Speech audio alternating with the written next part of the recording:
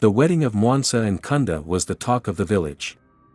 Everyone gathered in vibrant attire, singing and dancing under the clear Zambian sky. The couple stood at the center of it all, radiant with happiness and promise. Guests from far and wide brought gifts, woven baskets, livestock, and handmade crafts. Among the offerings was a small package wrapped in shimmering cloth, bearing no name but clearly meant for Mwansa. Inside lay an ornate necklace, its intricate gold and ruby design mesmerizing the crowd. "Who sent this?" Mwansa asked, but no one could answer. Her mother hesitated, her face pale as she glanced at the necklace. "Perhaps it's from your Aunt Lwando," she murmured, her voice tight. Mwansa brushed off her mother's unease, fastening the necklace around her neck. It sparkled brilliantly in the sun, and for a moment, all seemed well. Yet, deep in the shadows, an older woman with piercing eyes watched intently, a sly smile playing on her lips. The days following the wedding were a dream for Mwansa and Kunda. Their love grew stronger, and the small home they shared became a haven of joy. Kunda worked diligently on his farming business, and Mwansa contributed by selling handmade jewelry in the local market. The necklace, now a treasured possession, adorned Mwansa daily. Villagers often admired its beauty, but some whispered that it seemed out of place, almost too grand for their humble surroundings. Mwansa began feeling strange, a persistent fatigue she couldn't shake. Kunda dismissed it as the strain of wedding preparations and their new responsibilities. However, Mwansa couldn't ignore the growing unease she felt whenever she looked at the necklace. It was as if its sparkle had dimmed, replaced by a strange heaviness. Still, she kept it on, not wanting to appear ungrateful for such a precious gift. The first sign of trouble came on a quiet evening as Mwansa prepared dinner. She felt a sudden chill, despite the warm Zambian air, and the flames in the hearth flickered strangely. She rubbed her arms, dismissing it as fatigue, but as she turned back to her cooking, a loud crash echoed from the backyard. Running outside, she found their prized goat, a symbol of their modest wealth, lying lifeless near the pen. Kunda, hearing her scream, rushed out to see the sight. "It's just one goat," he reassured her, but Mwansa couldn't shake the unease growing in her chest. Later that night, her dreams were filled with dark images, shadows creeping through the village, whispers calling her name, and a distant laugh that sent shivers down her spine. She woke drenched in sweat, her hands instinctively clutching the necklace around her neck. The room seemed to darken for a moment, and she thought she saw a shadow lingering in the corner. She shared her fears with Kunda. "It's nothing," he insisted. "We're just adjusting to our new life. Don't let superstition cloud your thoughts." But Mwansa's doubts deepened as small misfortunes began piling up, tools breaking unexpectedly, crops wilting despite ample rain, and her lingering sense of being watched. Kunda's farming business, once thriving, began to suffer inexplicably. Pests destroyed his maize crop overnight, and a deal to sell produce to a neighboring village fell through when the buyer mysteriously backed out. Each failure drained their savings, and soon they struggled to buy even basic supplies. "I don't understand," Kunda muttered, staring at their dwindling funds. "Everything I try falls apart." Mwansa sat beside him, her heart heavy. She couldn't bring herself to mention the necklace, though a nagging thought told her it was connected. Her own work suffered too. The jewelry she sold in the market was no longer attracting buyers. Some villagers even avoided her stall altogether, muttering under their breath about bad luck following her. One day, an older woman stopped by and, after eyeing Mwansa's necklace, whispered, "You should take that off. Such things carry weight, child." Mwansa clutched the necklace defensively. "It's just a gift," she replied, as they sat in their now quiet home, the weight of their struggles bore down on them. Kunda held Mwansa's hand, his eyes filled with worry. "We'll get through this," he said, though his voice betrayed uncertainty. Mwansa nodded, but deep down, she feared that their troubles were only beginning.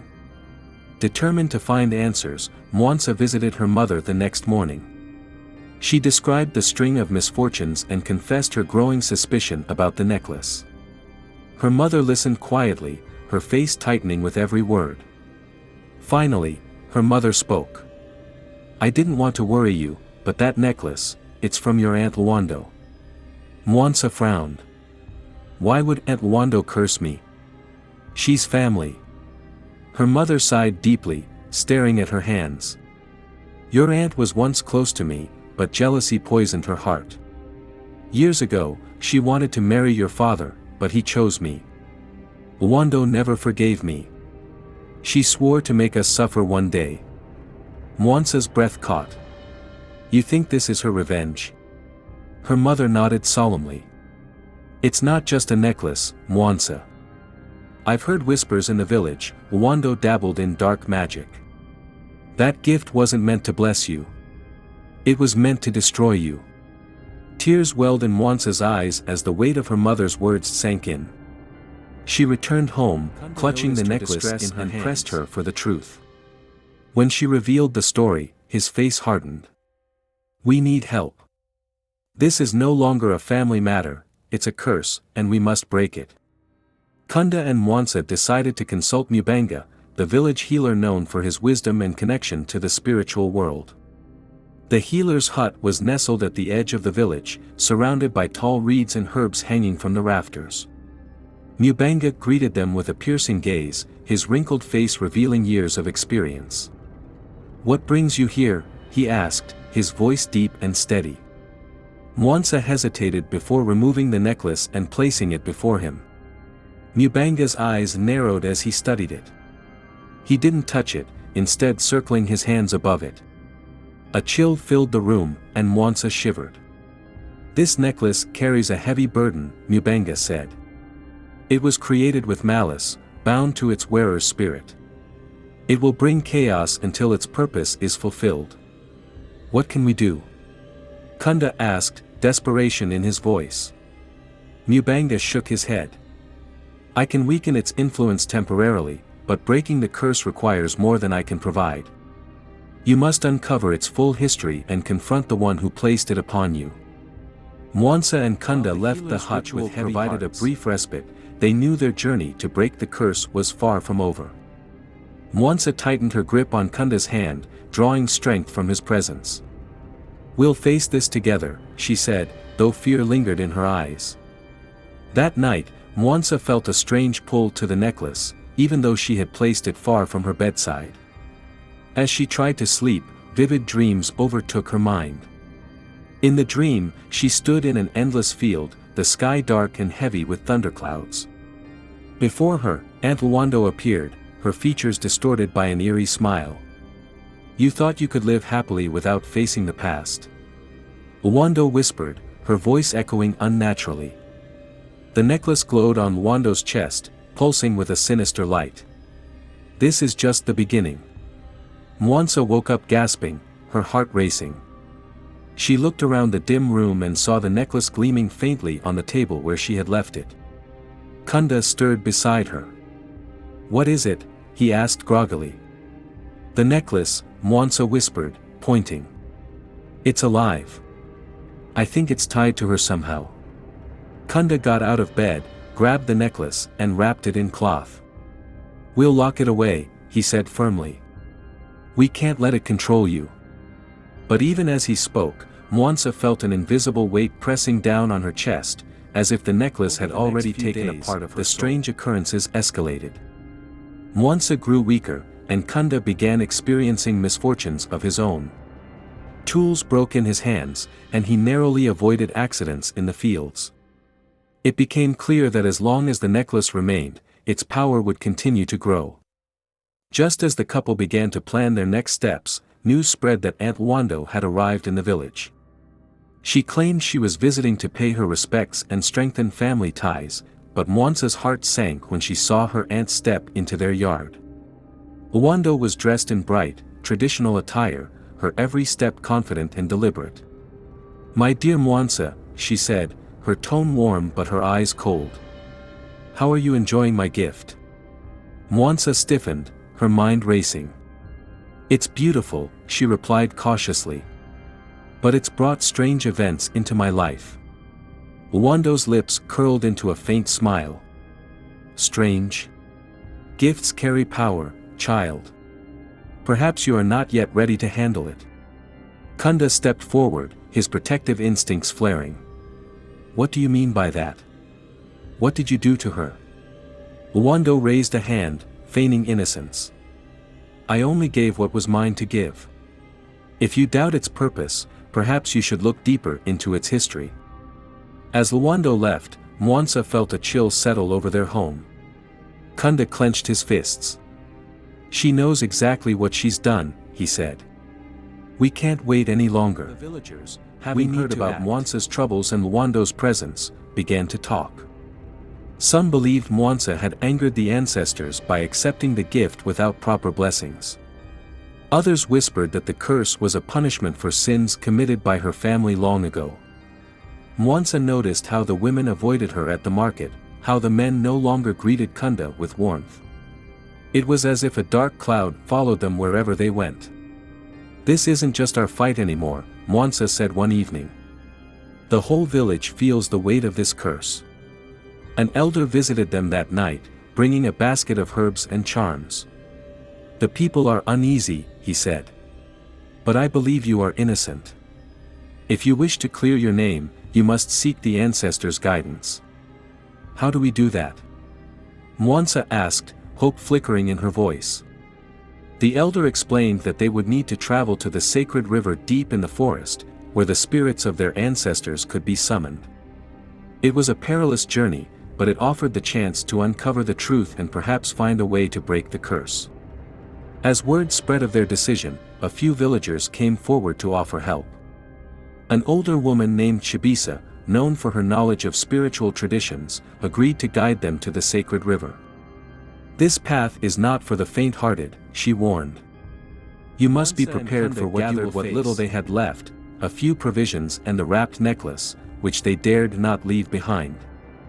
They shared a quiet moment together before setting out.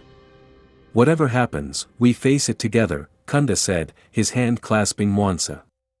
The journey began with a heavy silence.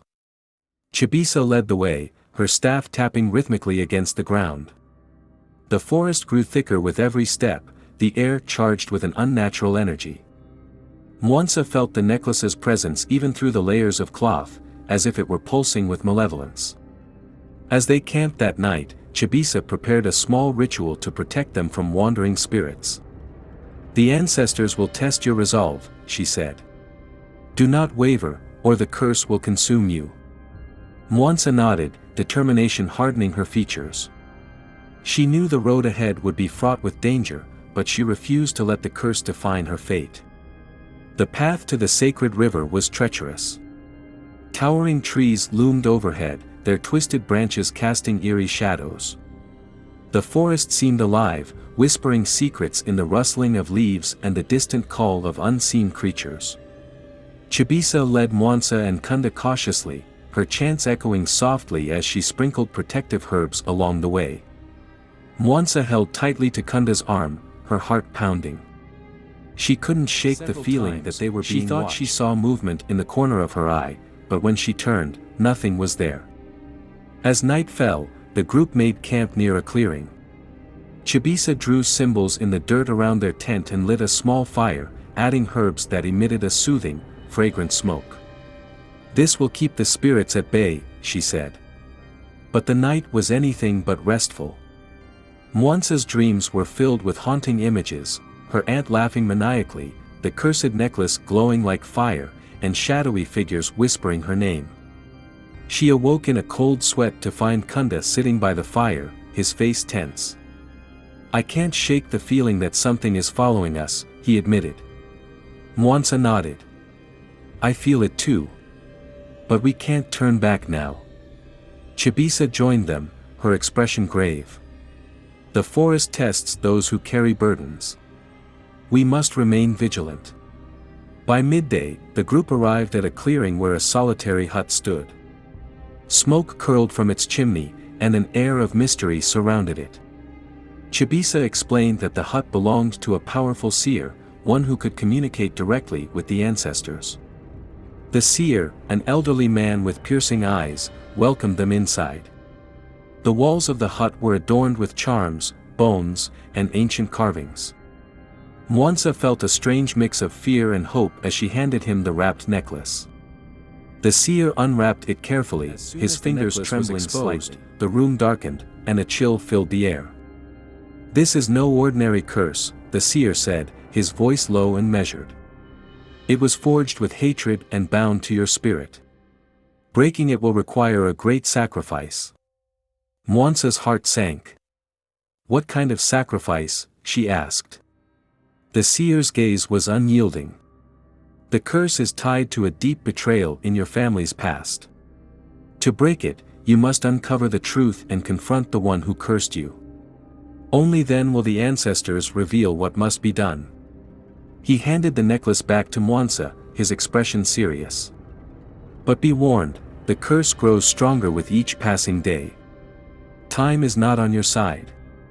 As the group pressed on, the forest seemed to close in around them. The air grew thick, and the sounds of wildlife faded into an oppressive silence. Chibisa warned that they were nearing a spiritual boundary, a place where the ancestors tested the resolve of those who sought their guidance. Mwansa felt a sudden heaviness in her chest, as if the necklace were pulling her down. Her steps faltered, and she stumbled to her knees. I can't move," she gasped. Chibisa knelt beside her, sprinkling herbs and chanting prayers.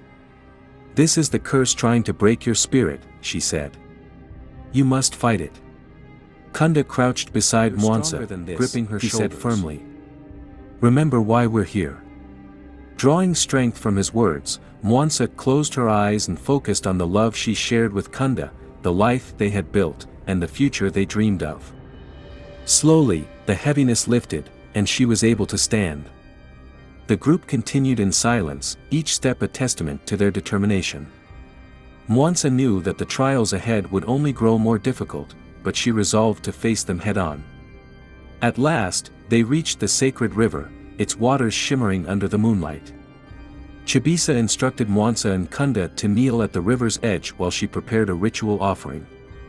She placed bowls of millet, honey, and milk before lighting a bundle of herbs and casting them into the river. As the smoke rose, the air grew still. A soft hum began to vibrate through the ground, and the river's surface rippled unnaturally. Mwansa felt a tingling sensation in her hands and feet as the world around her seemed to fade. A voice echoed in her mind, ancient and powerful. "Child of the cursed lineage, your burden is great. The truth lies in the hands of the one who betrayed you. Seek the object that binds your family's pain." Mwansa tried to ask what the object was, but the voice faded, leaving her with only the cryptic message. The river was calm, and Chibisa was watching her closely. "What did they say?" Kunda asked, his voice urgent. "They told me to seek an object tied to my family's past," Mwansa replied, her voice trembling. "Something that binds us to this curse." Chibisa nodded solemnly. "The ancestors rarely speak plainly. We must piece together their message to find your path forward." The night was still, the air heavy with anticipation. Mwansa, Kunda, and Chibisa stood in the village square, surrounded by elders and onlookers. In her trembling hands, Mwansa held the necklace, its dark energy pulsing faintly. Before them stood Aunt Lwando, her face twisted with a mix of defiance and fear. "You summoned me here for this nonsense?" Lwando scoffed, though her eyes betrayed her unease. Mwansa stepped forward, her voice steady despite the storm raging in her chest. "We know what you did, Aunt Lwando. You cursed this necklace, binding it to destroy me and my family. Tonight, it ends." Chibisa stepped closer, holding a bowl filled with sacred herbs and river water.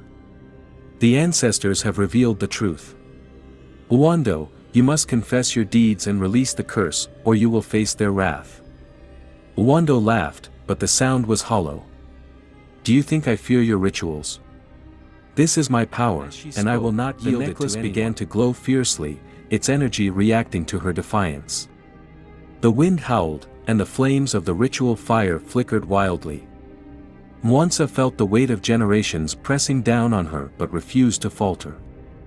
You were consumed by jealousy, Mwansa continued. But that jealousy has only brought pain to everyone, including yourself. Release the curse, and you might find peace. For a moment, Lwando hesitated, her eyes softening. But then she sneered, raising her hand as if to unleash the full power of her curse. Before she could act, a deafening crack of thunder split the sky, and the elders began chanting, their voices joining in a powerful harmony. The necklace's light grew blinding, and Mwansa felt it burn against her palm. She raised it high, her voice ringing out. Ancestors, I offer this cursed object back to you. Free my family and this village from its darkness. The ground trembled, and the light from the necklace shot into the sky. A ghostly figure appeared, a woman who looked like Lwando but younger and gentler. She spoke in a voice filled with sorrow. Lwando, your heart was poisoned, but it is not too late. Let go of your anger, and we will guide you to peace. Lwando fell to her knees, tears streaming down her face. I was wrong, she whispered. I release the curse.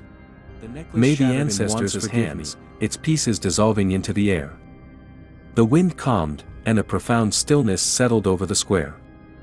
Mwansa felt an immense weight lift from her chest. Chibisa smiled gently. The curse is broken.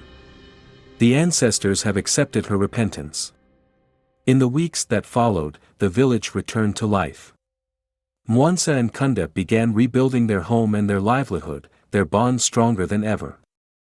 The villagers, once distant, now welcomed them with open arms, recognizing their courage and resilience. Lwando, though forgiven, chose to leave the village, seeking redemption through a life of solitude and prayer.